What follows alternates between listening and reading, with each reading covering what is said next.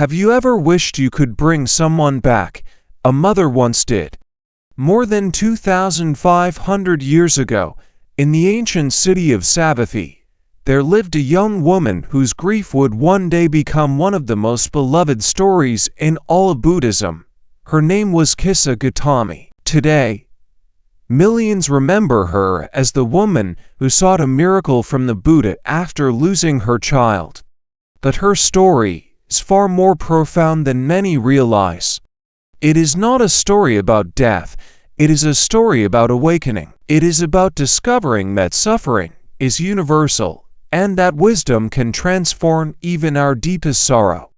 The Buddha did not give her a miracle, he gave her something greater, the truth.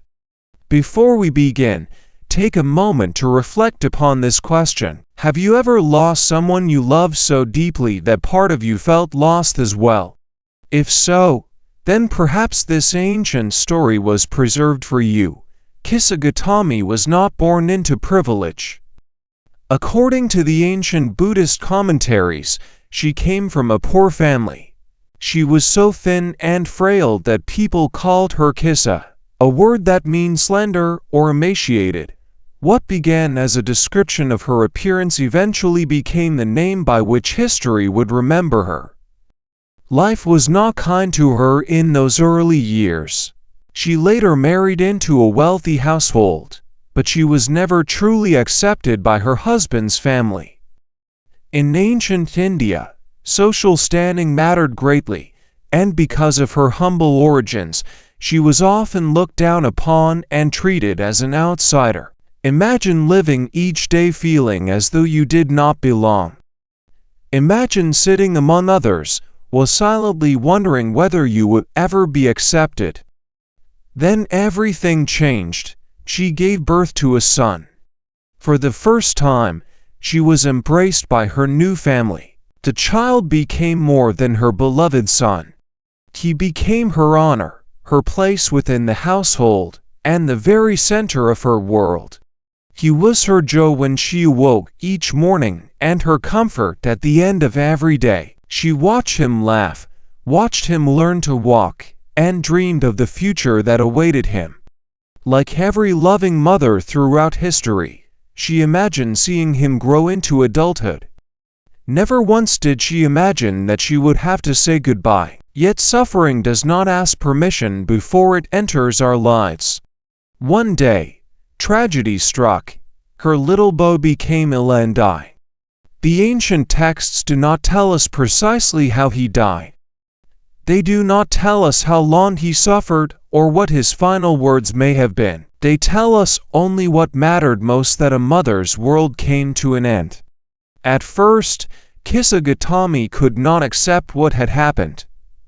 Perhaps that is something many of us understand. When grief first arrives, the mind refuses to believe what the heart already knows. We tell ourselves there must be some mistake. There must be something we can do. There must still be hope. She refused to believe that her son was gone. She held his lifeless body in her arms and searched desperately for medicine that might save him. Carrying her child from house to house throughout the city, she begged anyone who would listen for help. People pitied her, some wept at the sight of her sorrow. Others believed grief had driven her to madness. Yet she continued searching. Can we truly blame her?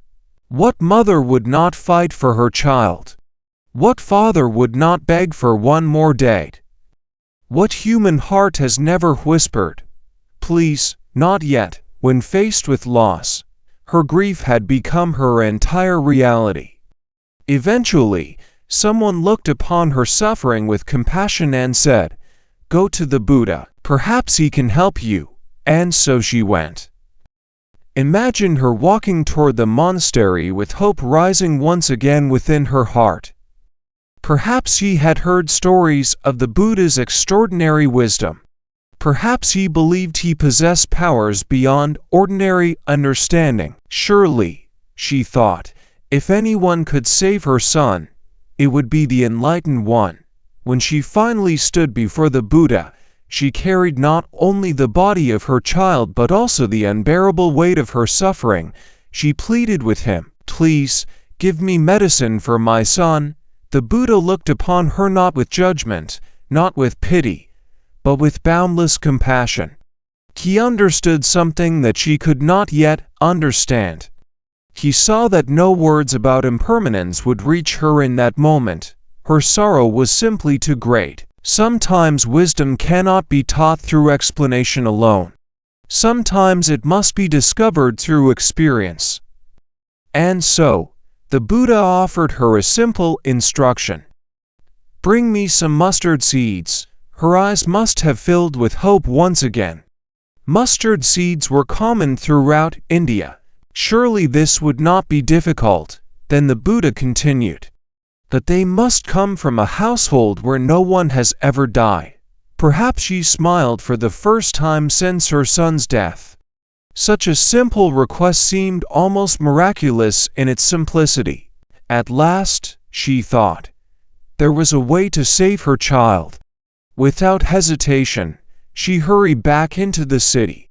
She did not yet realize that she had already begun the most important journey of her entire life. The medicine she sought was never meant for her son. It was always meant for her. Kisa Gotami went from door to door throughout the city of Savatthi. At the first house, she asked, "Do you have any mustard seeds?" The answer came quickly, "Of course we do." Her face brightened with hope. Then she asked the question the Buddha had instructed her to ask, "Has anyone never died in this household?" The expression upon their faces changed immediately. "Yes," they replied softly. "My father passed away many years ago." For a moment, she was disappointed that there were many houses in the city. Surely she would find one untouched by death. She thanked them and continued on her way.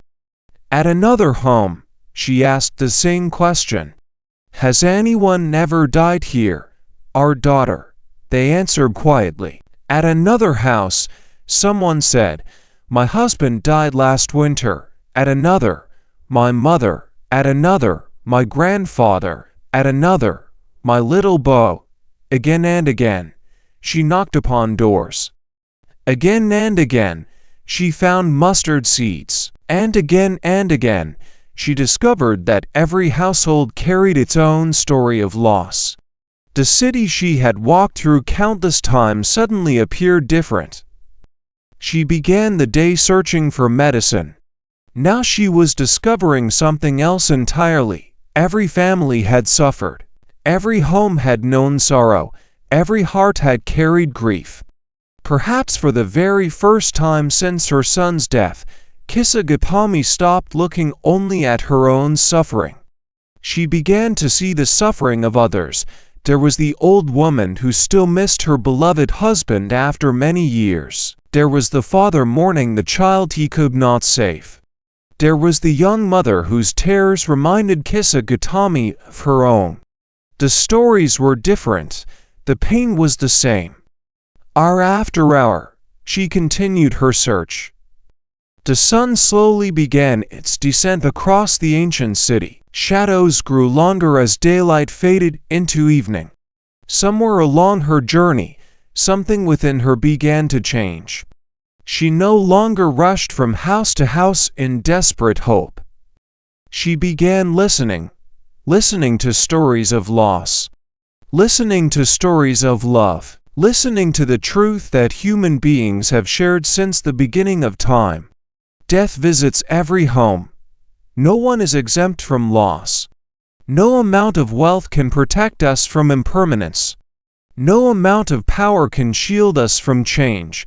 No human life escapes sorrow entirely. She finally understood that she was not walking through a city in search of mustard seeds. She was walking through humanity itself. And humanity was gently teaching her the lesson that grief had prevented her from seeing. She was not alone. How often do we believe that our suffering belongs only to us? When tragedy enters our lives, it can feel as though the entire world continues happily onward while we alone remain broken. Yet if we could look into the hearts of those around us, we would discover something remarkable. Every person we meet is carrying a story we cannot see. Someone is grieving a parent, someone is mourning a child. Someone is quietly fighting an illness, someone is struggling with loneliness. Someone is learning how to begin again after losing everything. The Buddha understood this profound truth long before modern psychology gave it a name. Human suffering isolates us, but wisdom reconnects us to one another. By sending Kisa Gotami from house to house, he did not simply teach her about death, he taught her about compassion. For compassion begins when we realize that suffering is not a punishment reserved for us alone, it is part of our shared humanity. Eventually, as evening approached, Kisa Gotami sat quietly and reflected upon all that she had seen. There was no house untouched by death, not one. And suddenly, she understood. The miracle she had been seeking could never be found because she had been asking the wrong question. The question was never, "Why did this happen to me?" The question was, "Has this ever not happened to anyone?" The answer was now painfully clear. No, her suffering was not unique, it was human. With newfound understanding, she took her son's body and laid him gently to rest.